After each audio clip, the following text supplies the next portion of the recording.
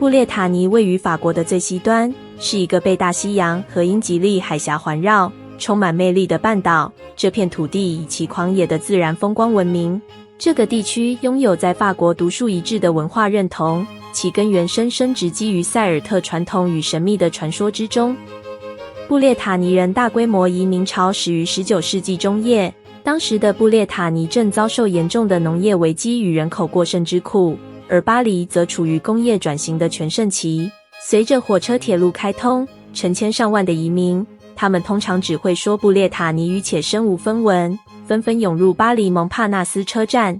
周边的街区变成了一个名副其实的布列塔尼区，那里开设了许多充满家乡味的咖啡馆、杂货店，以及位于蒙帕纳斯路或奥德萨路的初代可丽饼店。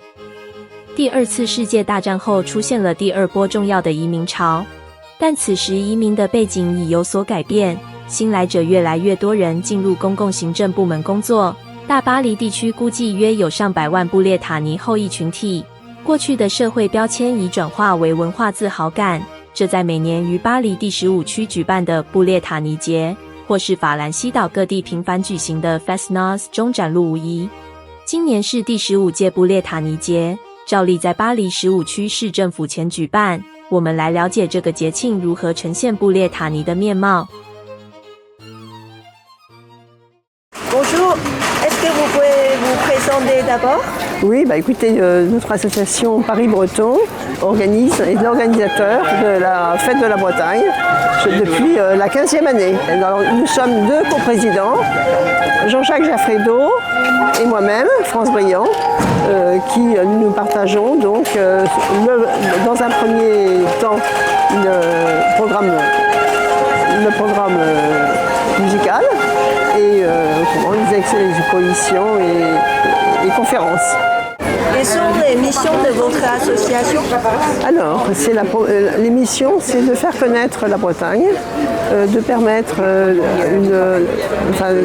la Bretagne avec sa culture, avec artistique, artisanale, avec également les produits gastronomiques, artistiques.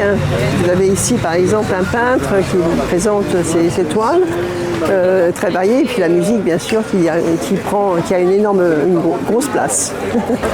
Et puis on sait aussi que les Bretons préservent votre langue. Est-ce qu'il y a des cours, des ateliers? Alors effectivement, il y a une école, un stand qui représente Diwan, qui est une école pour les gens qui veulent apprendre le breton. C'est une école bilingue. Et il y a également des conférences qui sont organisées pour présenter justement les écoles Diwan et l'organisation. Et vous pouvez nous présenter un peu votre programmation de cette année? Très succincte. Oui, très succinctement, mais ce sont alors il y a des formations, il y a la formation Kellner. Hier soir, nous avions le Celtic Social Club qui a vraiment rempli l'esplanade. C'était un monde fou, vraiment. Et puis toute la journée vont se succéder les différents groupes. En fait. Voilà. Ok, super, merci beaucoup.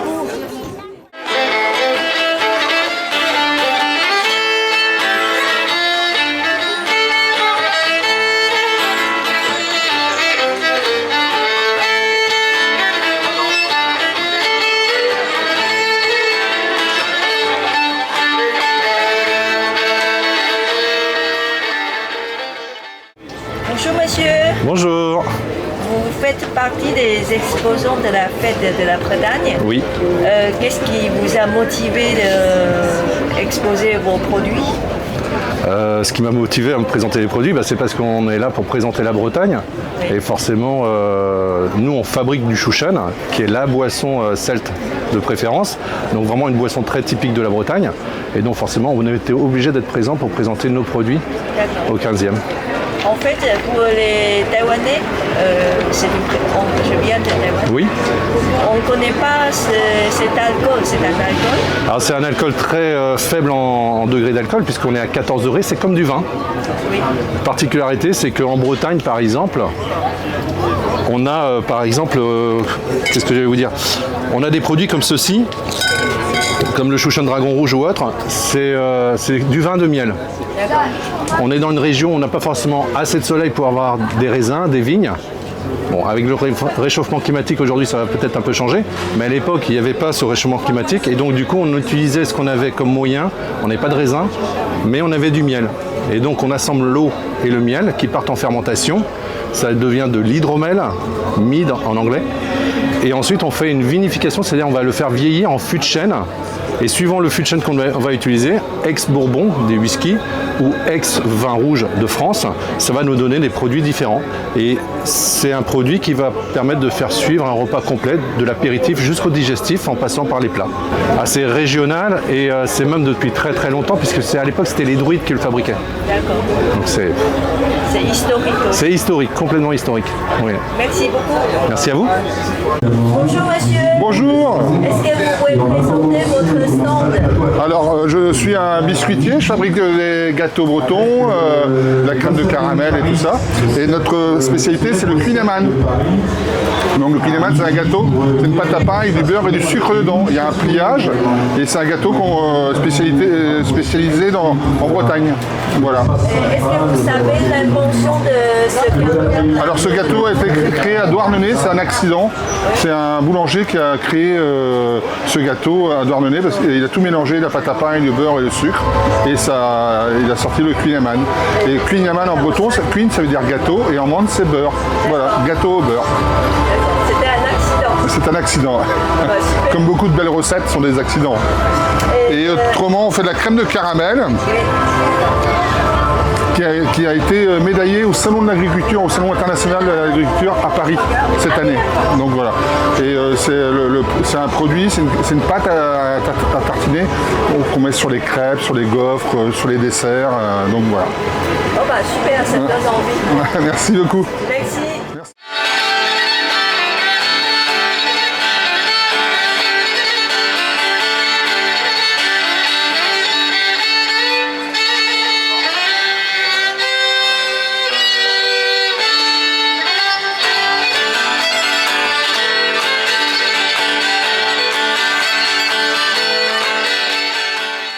Bonjour messieurs, dames. Bonjour. Qu'est-ce qui vous a amené ici aujourd'hui?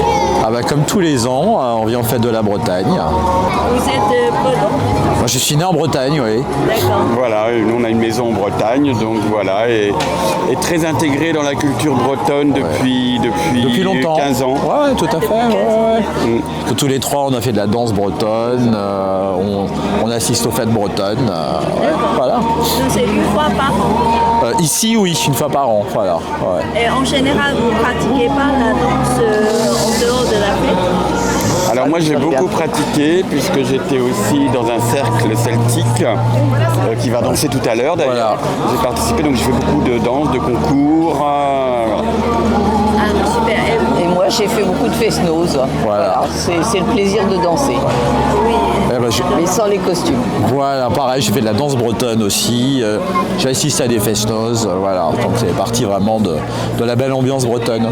Et quand on dit Bretagne, on pense souvent aux crêpes à la pluie et aux bonnets rouges.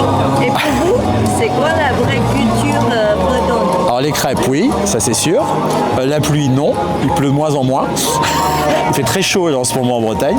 Donc, non, ce sont des jolies villes, des jolis villages. C'est une belle campagne, des très beaux paysages, une côte magnifique.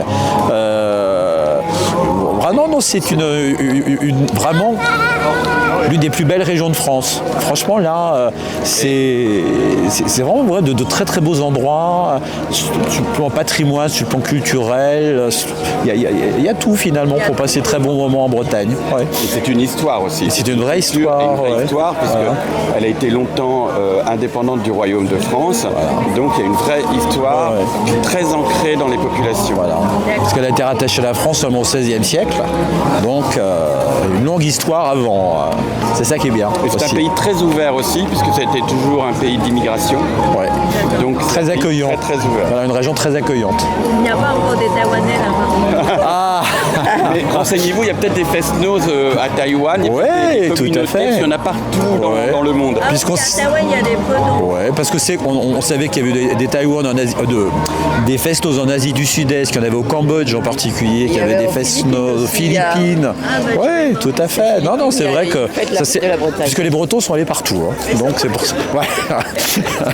Oui, c'est un terre d'accueil, mais aussi comme c'était à une époque très très pauvre, donc beaucoup de Bretons sont partis à travers le monde voilà. Pour vivre, hein, pour vivre, pour avoir de l'argent. Ils sont revenus souvent après, ils se sont fait construire des belles maisons, etc. Mais il y en a qui sont restés aussi, et ça fait des communautés bretonnes un peu partout dans le monde.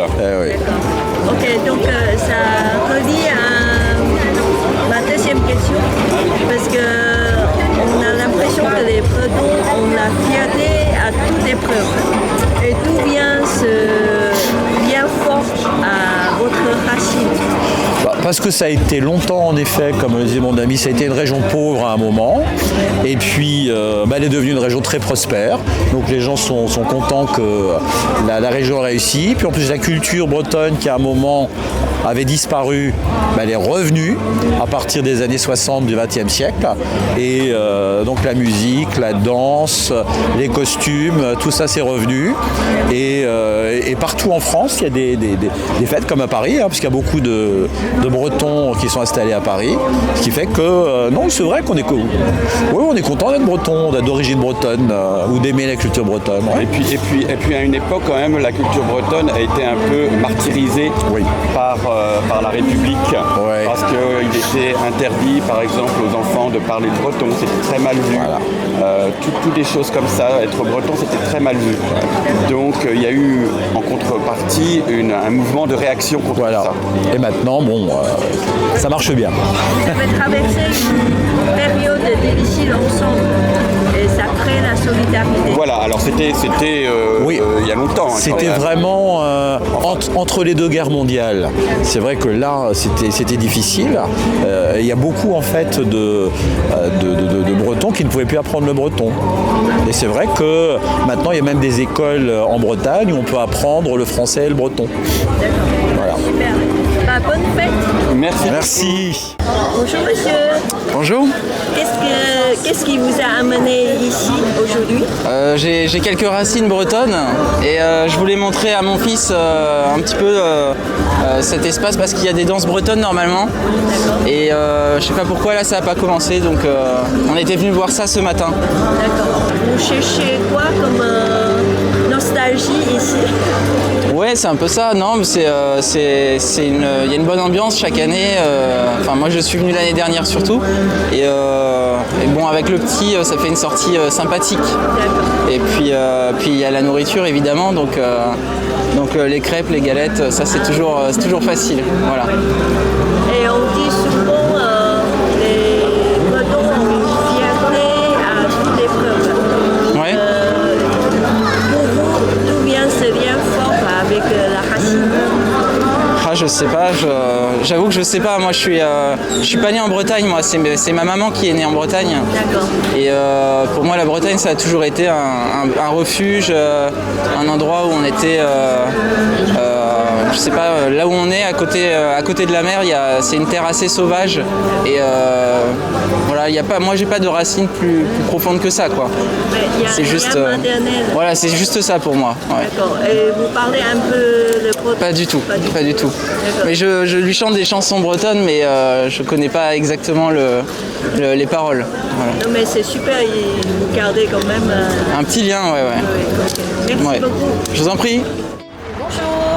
Bonjour. Est-ce que vous pouvez vous présenter d'abord? Oui, bien sûr. Alors moi, je suis Annie Poupon, vice-présidente de l'association bretonne Bretagne Réunie, qui donc participe à la fête de la Bretagne organisée par Paris Breton tous les ans. C'est une véritable institution et tous les Bretonnes et les Bretons de Paris viennent, c'est leur rendez-vous annuel. Donc là, je vais un petit peu vous expliquer ce que fait Bretagne Réunie. Oui. Bretagne Réunie milite pour le retour du 44, le département de la Loire-Atlantique, dans la Bretagne historique, puisque la Bretagne a toujours eu 5 départements, 22, 29, 35, 44, 56. Et depuis 50 ans, plus de 50 ans, nous militons pour la réunification de la Bretagne.